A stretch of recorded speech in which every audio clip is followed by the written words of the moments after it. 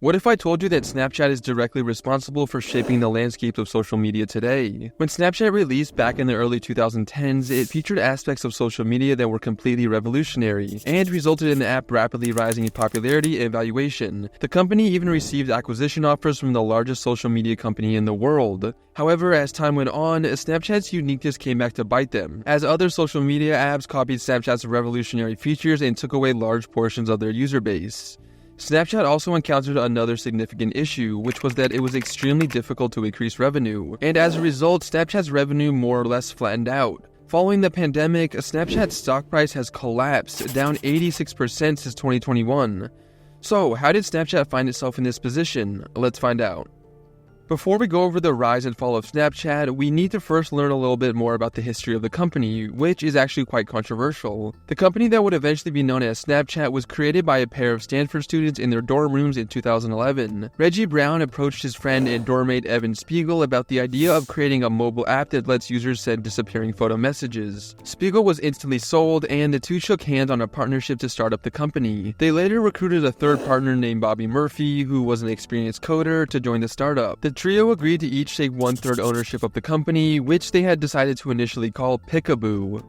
After the spring semester ended in 2011, the trio would work non-stop on Picaboo, and would officially launch the app on the Apple App Store in July that year. A few months later, the app would officially be renamed to Snapchat.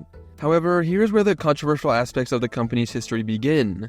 According to later court filings, the trio would have a contentious phone conversation near the end of 2011, during which Spiegel decided that Brown was not contributing as much as the other two founders. Spiegel and Murphy decided to drop Brown from the startup, and change all of their server and account passwords so that Brown was unable to access anything. A few years later in 2014, after it became clear that Snapchat was a massive success, Brown sued Spiegel and Murphy for breach of contract. They settled the case that same year, with Spiegel releasing a statement saying, "We acknowledge Reggie's contributions to the creation of Snapchat and appreciate his work in getting the application off the ground." Brown was additionally rewarded $157.5 million as part of the settlement. Maybe you think Spiegel and Murphy were too harsh on their fellow co-founder, or maybe you think they did what was absolutely necessary to ultimately guide the startup to the multi-billion-dollar valuation it has today. Whichever way you lean on the topic, Spiegel and Murphy thought it was the right move at the time, and it allowed them to solely focus on turning Snapchat into one of the most popular social media apps in the world. Like I already talked about in the beginning of the video, Snapchat was truly the first of its kind, and set trends for social media apps that are still prevalent today. As such, my first reason for the rise of Snapchat is how unique and revolutionary it was. The timeline of Snapchat's introduction of unique and revolutionary features illustrates how creative the early Snapchat team was, as all of the app's early features were not being done by any other social media company. The core of Snapchat, the ability to send pictures that are only available for a few seconds, was the sole feature of the app when it launched in 2011. The following year in 2012, they introduced the ability to send videos as well. In late 2013, Snapchat would introduce a literal game changer, Snapchat Stories. Stories are pictures or videos that users post for all of their friends and followers to see, and only last for 24 hours before disappearing forever. Stories were instantly a massive success, as people loved being able to update all of their friends and followers by just posting a single story, as opposed to sending individual Snapchats to everyone they knew. By 2014, just a year after being released, stories were more popular than person-to-person private Snapchats on the platform, with over 1 billion stories being viewed every day. And finally, in 2016, Snapchat introduced Memories, which was a personal collection of Snapchats that users could save in their Snapchat app. Think of it like the camera roll on your phone, but only for Snapchats. This Memories feature gave users the ability to access old Snapchats at any time, and also served as a way to save pictures and videos without having to take up memory on your phone. These features that Snapchat introduced to the world of social media helped propel the company to massive popularity. By 2019, Snapchat had surpassed 203 million daily users. And these 203 million users were sending over 3 billion snaps every single day. Not too bad for a company that was created just 8 years earlier. The company was pulling in a little revenue too, $1.7 billion in 2019, up from just $3.4 million in 2014. Now, you may be thinking, $1.7 billion in revenue for a company with hundreds of millions of users sending billions of snaps every day is a little low. And you're absolutely right, it was very low. Snapchat's difficulty monetizing would become a big issue as time went on, but more on that later in the video. My other reason for the rise of Snapchat is simply how addictive it is. Now, of course, every social media is designed to be addictive. The end goal is to always have the users spend as much time as possible on the platform. However, Snapchat took it to the next level in terms of addictiveness, in the form of two major features: Snap Streaks and Snap Score. Snap Streaks are streaks that two users earn based on how many days in a row they have sent each other snaps. For example, if me and a friend sent each other snaps every day for a week straight, we would have a snap streak of 7. People take snap streaks very seriously, with some people posting videos online showing off snap streaks of 2 or even 3,000 days, meaning that they have sent Snapchats back and forth with the same people every day for years and years straight. And Snap Score is a user's total number of snaps sent and received. So, for example, if I had a snap score of 10,000, that means I've sent and received a total of 10,000 snaps. Both Snap Streaks and Snap Score were built to gamify Snapchat in a way and make it extremely addicting, especially for the younger generation. Snapchat was obviously on an extremely promising trajectory. Nothing makes this more clear than the fact that Facebook offered $3 billion to acquire the company. For a little context, Facebook acquired Instagram for just $1 billion. Facebook made a second undisclosed offer to acquire Snapchat, however, Snapchat ultimately turned down both offers from Facebook, showing the faith that Spiegel, who had taken the role of CEO, had in his company. Snapchat continued growing and would IPO in 2017 at $17 per share. The company's share price closed the first day of trading at over $24 per share, giving Snapchat a valuation of a whopping $33 billion.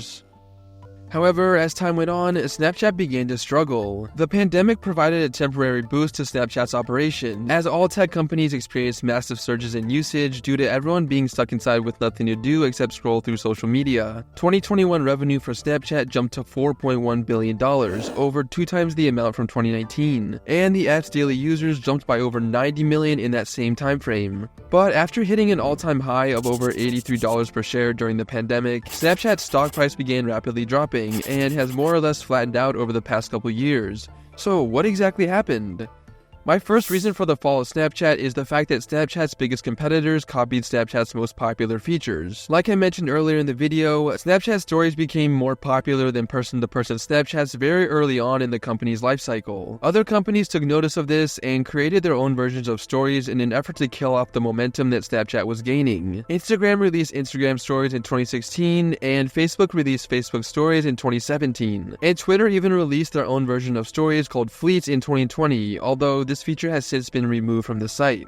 The issue for Snapchat with their competitors copying their Stories feature was that these competitors were already more popular than Snapchat. In 2018, shortly after Facebook and Instagram released their Stories feature, 68% of social media users in the US reported using Facebook, 35% reported using Instagram, and only 27% reported using Snapchat.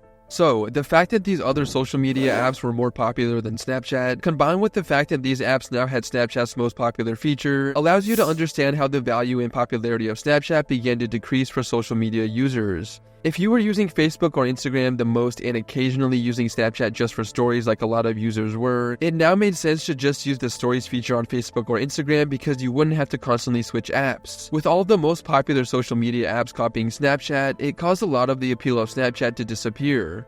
My second reason for the fall of Snapchat is that the app is extremely difficult to monetize. This is the reason that the company has such relatively low revenue figures, and why they have yet to turn a profit. Since going public in 2017, the closest the company has come to becoming profitable was in 2021 during the pandemic, when they only lost just under $500 million. Most recently in 2024, the company lost roughly $700 million. So why is the app so hard to monetize? Well, the main reason is because Snapchat is a messaging app, which by nature leaves very little opportunity to insert ads into the equation. It's not like Snapchat can just sell ad space in between messages that two users are sending each other. That would just infuriate everybody. Snapchat does have sponsor filters that users can use when sending each other pictures or videos, and they also have ads that appear when clicking through stories. However, these initiatives have yet to produce a substantial amount of income for the company. My final reason for the fall of Snapchat is the fact that the ads on Snapchat that companies do buy are extremely unreliable. Part of the reason that ads are unreliable on Snapchat is because the majority of Snapchat users are the youngest generation. In 2024, 58.5% of the app's users were between the ages of 13 and 24. This age group will typically have little to no disposable income to use to buy things that they see being advertised. However, ads on Snapchat being unreliable is largely due to a change that Apple made in its ad tracking algorithm a few years back. Apple introduced its app tracking transparency feature in April 2021 as a way to increase user privacy. This app tracking transparency feature required all apps to give users the option to opt out of the app tracking your activity. If you have an iPhone, you most likely have seen this message a million times. This feature made it more difficult for advertisers to target the right users who are most likely to engage with the ad, and also made it more difficult to get info about how ads performed. As a result, the app tracking transparency feature was devastating for companies like Snapchat, who already struggled with convincing companies to advertise on their platform. It gave companies even more of a reason to not buy ads on Snapchat. This is a big reason for Snapchat's inability to turn a profit. And when Snapchat reported earnings 6 months after the app tracking transparency feature went live, the company's struggle became clearer than ever. Snapchat reported sharply declining revenue as a direct result of Apple's ad tracking change, culminating in the company's stock dropping over 32% over the course of a week in mid-October 2021. And if we zoom out, Snapchat stock continued to drop and has never recovered. Today, it sits at an almost 87% decline from its all-time high during the pandemic. The company's difficulty monetizing its platform and attracting advertisers, paired with other social media apps being more popular, have caused Snapchat to experience a massive fall from grace. And looking towards the future for the social media company, Spiegel said in 2025 that he anticipates his company will post disappointing earnings and will have operating expenses increase throughout the year. This is less than ideal guidance for the social media app that at one point in time was experiencing massive growth and inventing features that would become staples of all social media apps today.